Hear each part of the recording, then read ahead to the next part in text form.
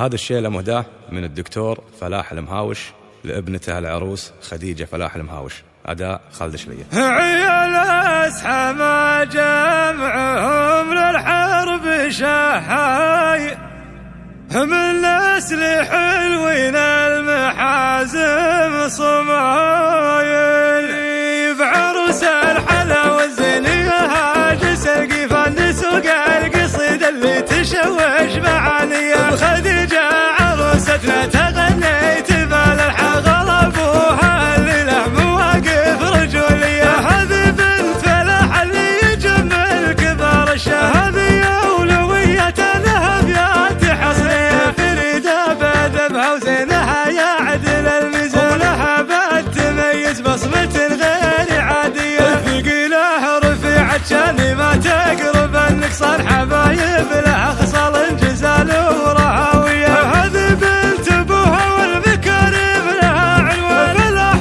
المهاوش حي والله طارية. وجدك ترى صالح كريم وصيته بالوراع اسحمه معربات مجانية. عمرك رجال فعلهم اللي بالبرها كبار المناسب المهاوش نداوية. ولجوب تعلت فوقي في عالية، لمسبهم صالح حصة كل الامداح مهنية. لج اخواني في وقت الشدايد وساعة طلع عليك تسمون لهم صيتي يا حيا. بصالح مع فلح واحمد نسوق اسمال، ومحمد مع فهد وسعد حماوية. خواتك خوات زينهم يذهل العيال، خوات الرجال للفعول البطولية. عروس الحلا والزينية هاجس القفان سوق القصيد اللي تشوش معانية. خديجة عروستنا تغنيت بالحغل ابوها اللي له مواقف رجولية. هذه بنت فلاح اللي